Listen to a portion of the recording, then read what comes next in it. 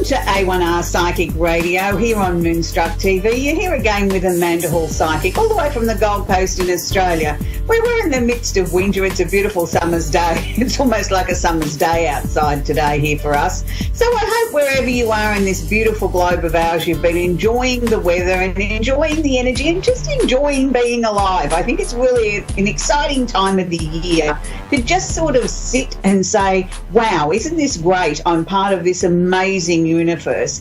So this week, of course, we'll feature some of the things that are happening in the universe. We'll have a little look at our third part of our four-part series on Mercury.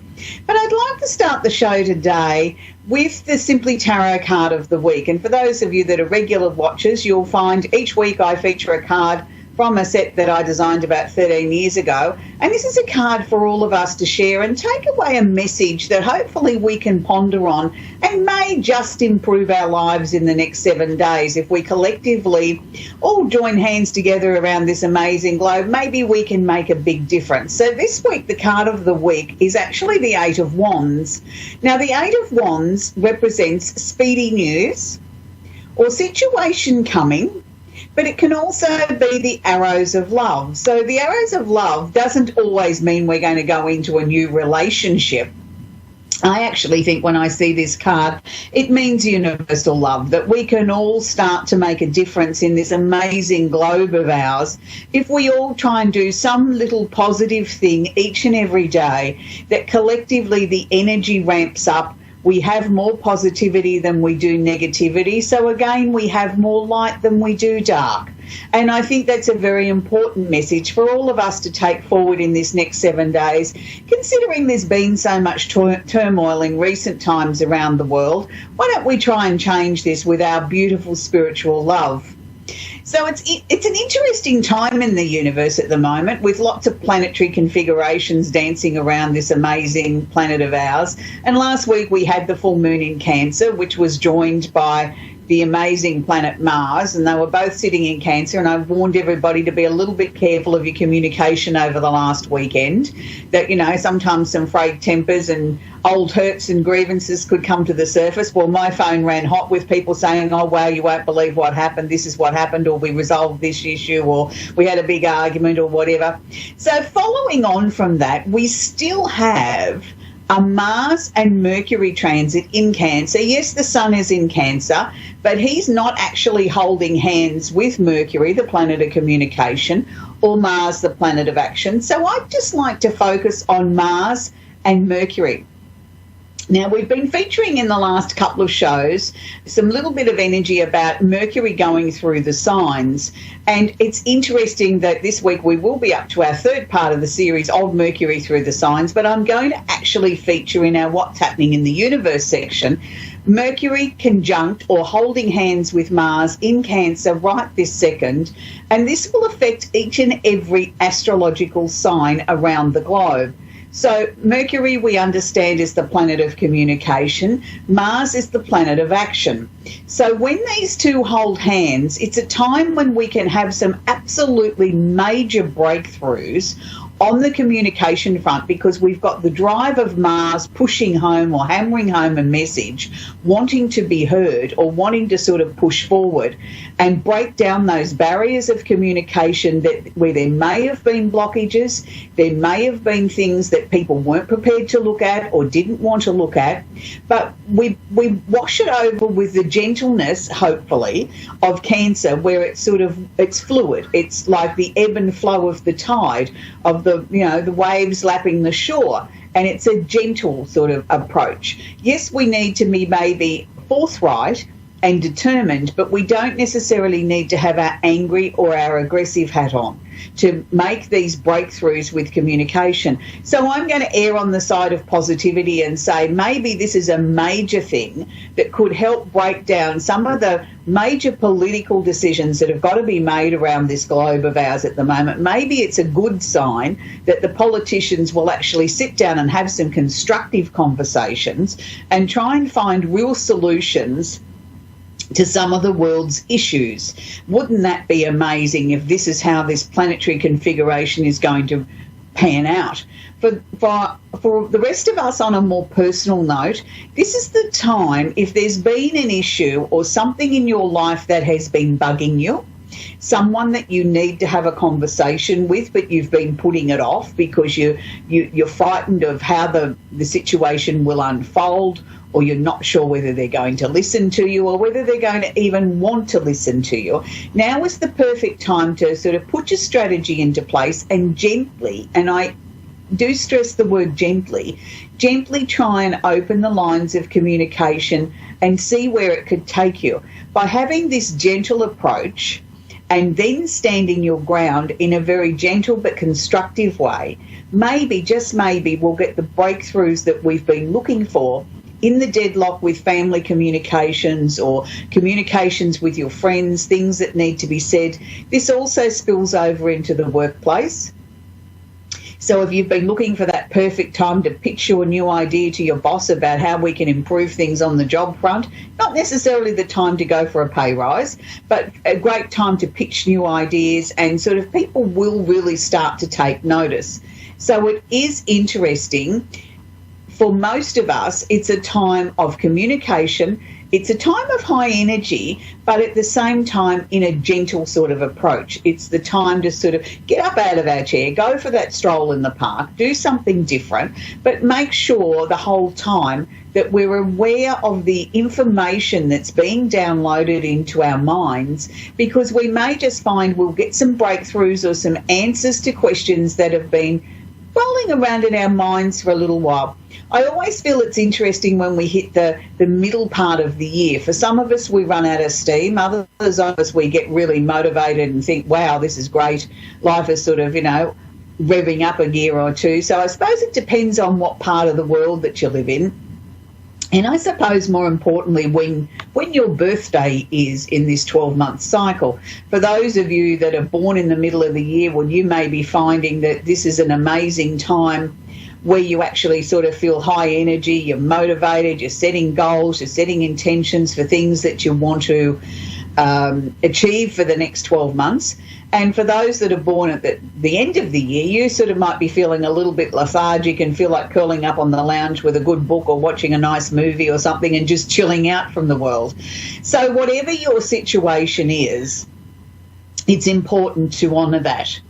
Now we're going to move on to the third part in our series, and we have been looking at Mercury, the planet of communication. And it's not just how we communicate, it's where our intellect comes from, it's where our sense of humour comes from. So Mercury has an important role in our astrological chart because it helps us share our message with the world, but it also helps us understand what other people are trying to share with us. So this week we move on to the next three signs, and the first one we're going to be covering on tonight's show is Libra. Now, Mercury in Libra, a lot of astrologers sort of think, oh, Mercury would feel quite comfortable here because Mercury's the planet of communication, and Libra likes to sort of chat and sort of see both sides of the issue and sort of tries to bring fairness and justice to any sort of conversation or any discussion that may be going on, and that's true to a certain point.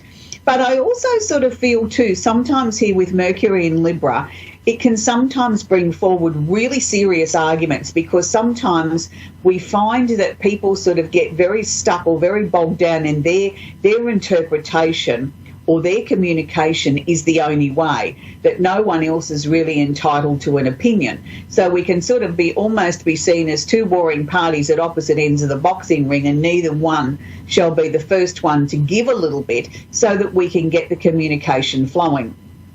So please be aware, if you do have Mercury in Libra, make sure that you look at if there's a stalemate, is there something that I can do to break the deadlock? Just give a little bit, half an inch or so, and then maybe we'll get things flowing. Now, when we move on to the next sign, which is Mercury in Scorpio. Now, Mercury does love to communicate, as we've established, but Scorpio is one of those different sort of signs because Scorpio is a very fixed, rigid sort of sign. I always think of Scorpio and I think of a block of ice. I think of something that's very dense, very deep, quite cold, somebody that doesn't necessarily want to share necessarily anything with someone else unless they really want to. And the same can be said here for Mercury in Scorpio.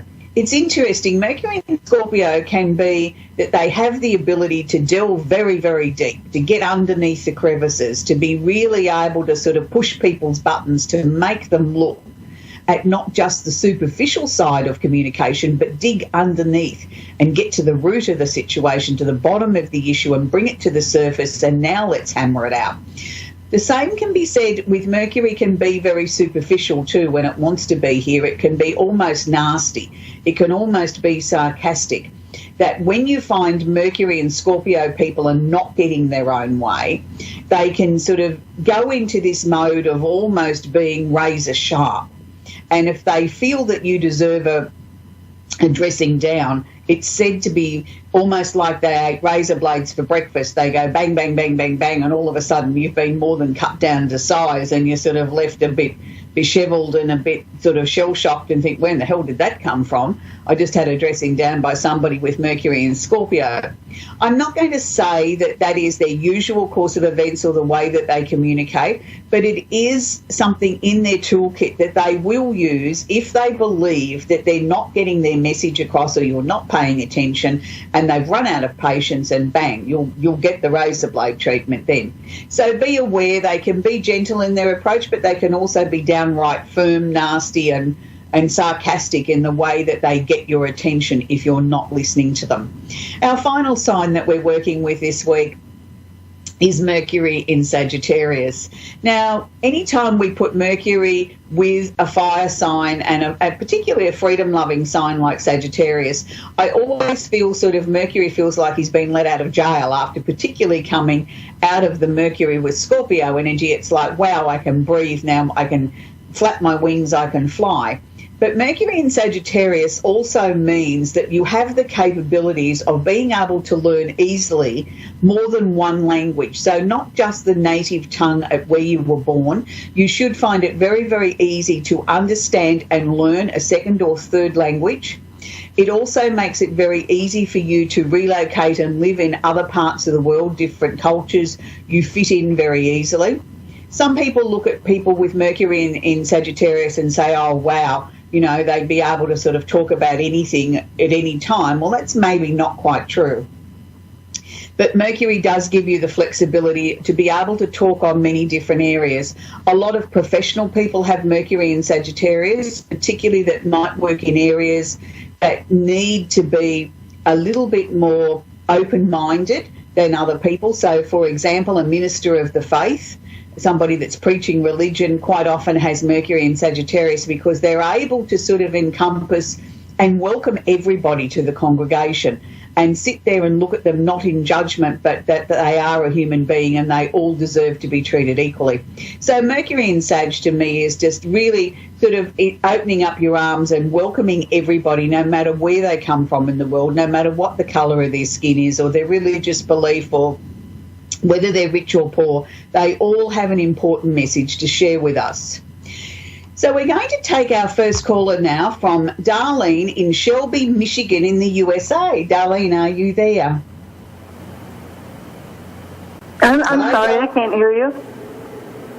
Hello, Darlene. Can I help you? Have you got a question for me today? Yes, I do. It's in regards to finances and moving. Okay. Well, all right. So you're hoping to move house, is that correct? Yes. Okay.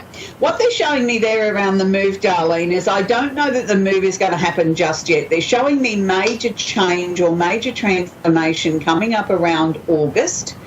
It's like there's a final decision to be made then, or the definite decision of the move will take place in August. I'm not saying you're actually going to move in August, but I think the final decision and the opportunity to sort of see that we can put a plan into action will come in August. They're also showing me the first half of this year was a real struggle for you financially. As fast as money came in the door, it seemed to go out twice as fast. It's like I haven't been able to hang on to any of it.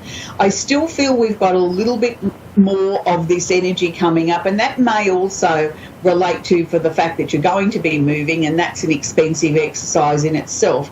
but they were sort of showing me by the time we get to October, Darlene, it's like then, oh, good, I can exhale, I can breathe a little bit easier. Finances finally seem to be sort of levelling out. I can finally start to feel like I'm starting to get some traction. I'm starting to make some headway and feel as if I'm back in the driver's seat as far as finances are concerned. Now, with this move, Darlene, will you be looking for another job after it?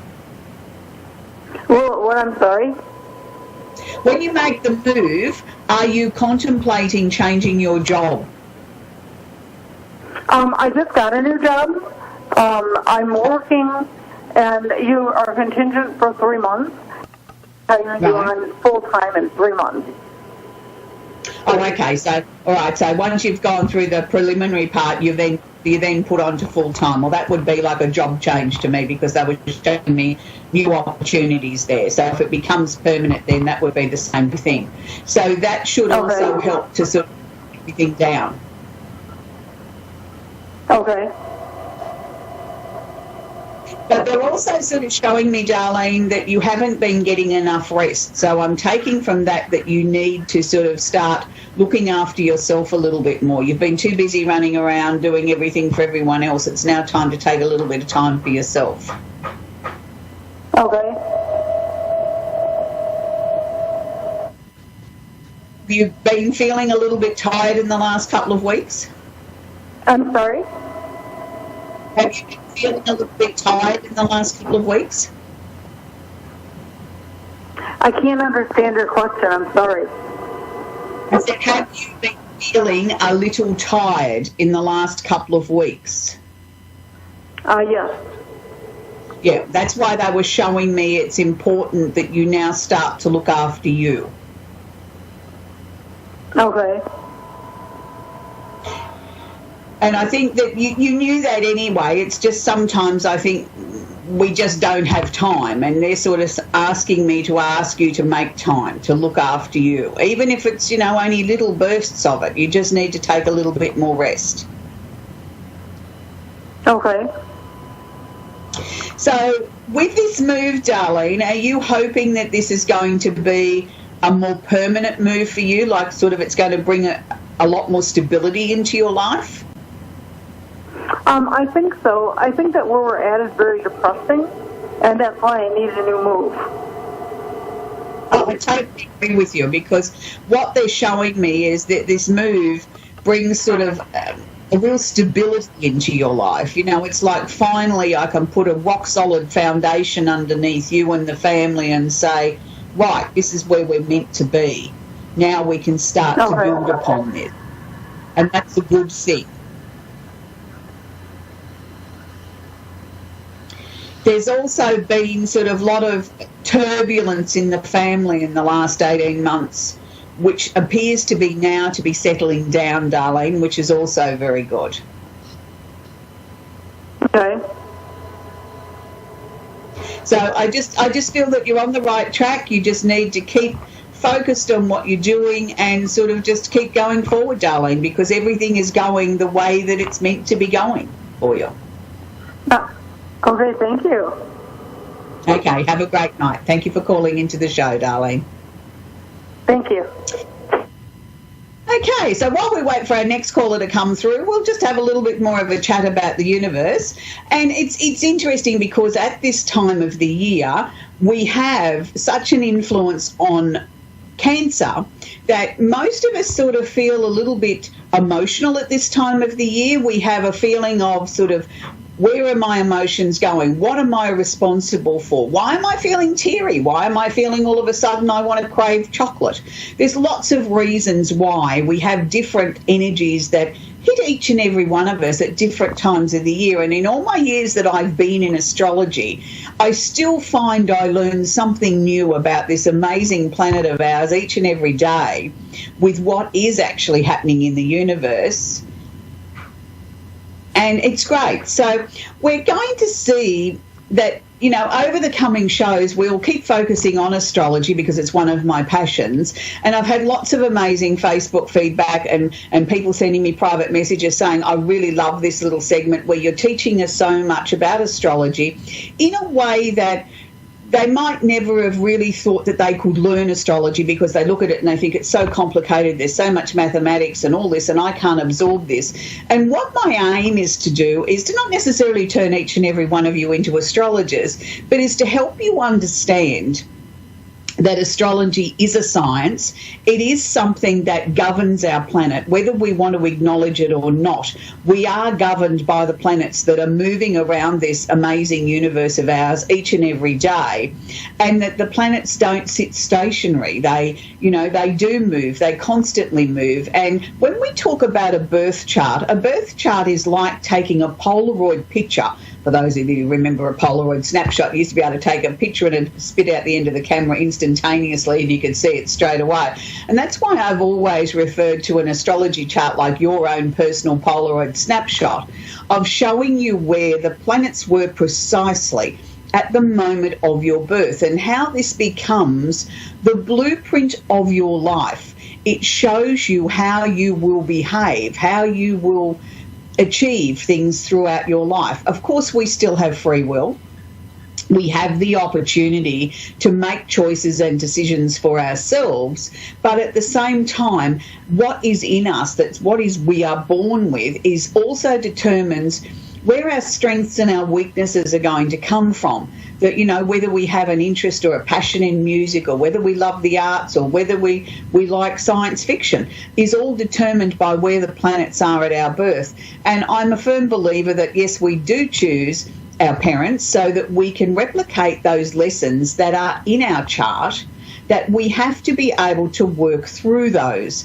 And we have to be able to work through them because that is part of our soul's journey. It is part of our karma. We all have lessons to learn here on earth. And, some people are meant to come into our lives for a short time and some people for a lifetime. So astrology is an amazing tool that helps us understand our fellow man. And the more I work with astrology, the more I suppose I realise I don't know, and I've been working with it for over 35 years, seriously. And you'd think by then I should have a handle on, maybe having some idea of the complexities of astrology, but I believe there's so many areas that not one person can know it all in one lifetime. So it is an amazing tool that each and every one of us can share in each week as we talk a little bit about astrology, and you get to understand how things work. And for those of you that might want a birth chart, if you pop onto the Facebook page, you can always private message me there and we can organise one for you at a very minimal cost. And I'm sure there's probably astrology programs out there that you can probably punch in and get your own, not that I'm aware of those, but it's always nice to know where the planets are at your birth and get some understanding as we work through the 10 planets, and we'll continue on with other areas of astrology as we work our way around the zodiac. We will always have some sort of little astrological segment where I'm teaching you some of the fundamentals of astrology in a very basic, easy to absorb way.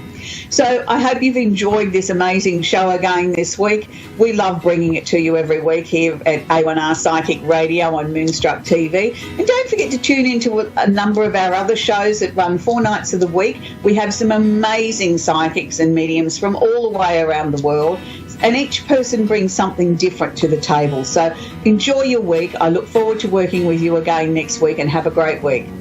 Talk to you then. Bye.